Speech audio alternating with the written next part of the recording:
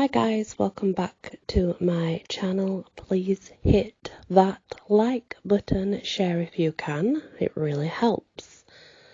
Today we are reading, I'm reading Red Riding Hood, but it's in the style of the brothers Grimm. So shall we see how it turns out? There once was a sweet little maiden who was loved by all who knew her. But she was especially dear to her grandmother, who did not know how to make enough of the child. Once she gave her a little red velvet cloak. It was becoming, and she liked it so much that she would never wear anything else. And so she got the name of Red Riding Hood. One day her mother said to her, "Come here, Red Riding Hood. Take this cake and a bottle of wine to grandmother. She is weak and ill, and they'll do her good. Go quickly before it gets hot, and don't loiter by the way or run, or you will fall down and break the bottle, and there will be no good wine for grandmother. When you get there, don't forget to say good morning prettily without staring about you. I will do just as you tell me." Red Riding Hood promised her mother. Her grandmother lived away in the woods, a good half-hour from the village. When she got to the wood, she met a wolf, but Red Riding Hood did not know what a wicked animal he was, so she was not a bit afraid of him. "Good morning, Red Riding Hood," he said. "Good morning, wolf," she answered. "Whither away so early, Red Riding Hood?" "To grandmother's." "What have you got in your basket?" "I have cake and wine we baked yesterday, and I'm taking the cake to Granny. She wants something to make her well."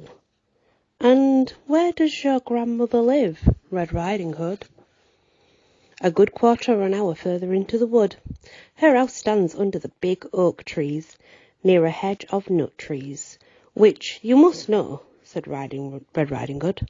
The wolf thought, "This tender little creature will be a plump morsel. She will be nicer than the old woman. I must be cunning and snap them both up." He walked along with Red Riding Hood for a while.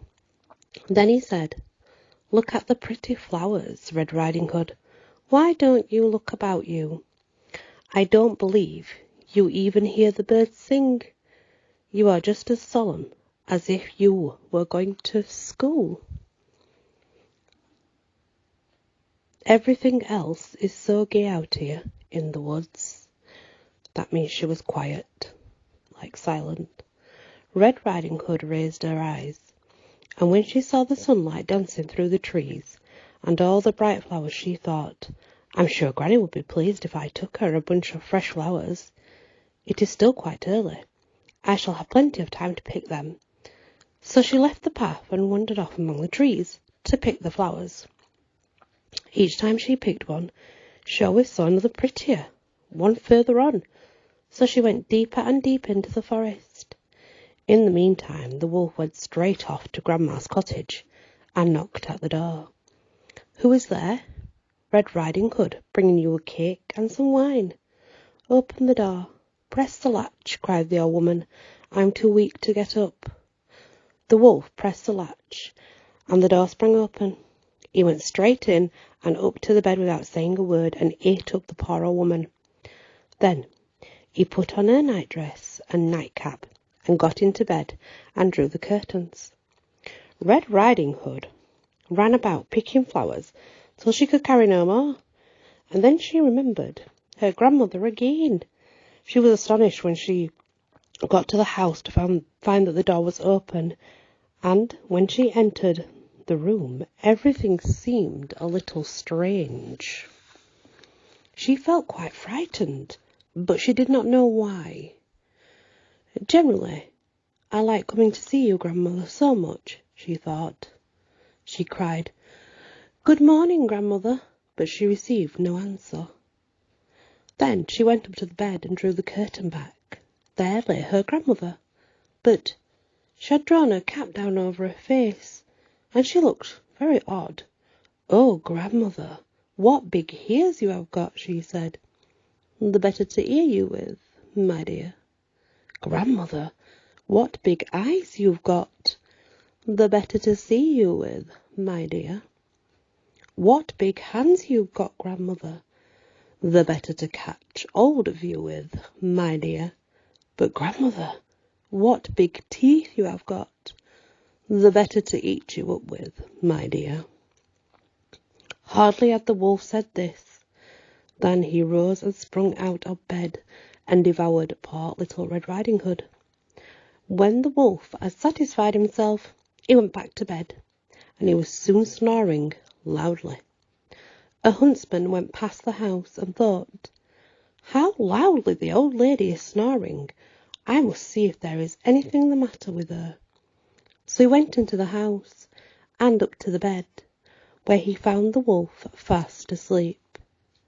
"Do I find you here, you old sinner?" he said. "Long enough have I sought you." He raised his gun to shoot, when it just occurred to him that perhaps the wolf had eaten up the old lady, and that she might still be saved. So he took a knife and began cutting open the sleeping wolf.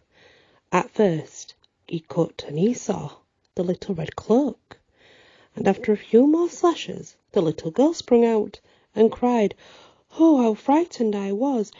It was so dark inside the wolf." Next the old grandmother came out, alive, but hardly able to breathe. Red Riding Hood brought some big stones with which they filled the wolf, so that when he woke and tried to spring away, they dragged him back, and he fell down dead. They were all quite happy now. The huntsman skinned the wolf and took the skin home. The grandmother ate the cake and drank the wine, which Red Riding Hood had brought, and she soon felt quite strong. Red Riding Hood thought, "I will never again wander off into the forest as long as I live, if my mother forbids it." The end. And that's the more original Tale of Red Riding Hood by the brothers Grimm. I've always liked Red Riding Hood anyway. Pretty cool.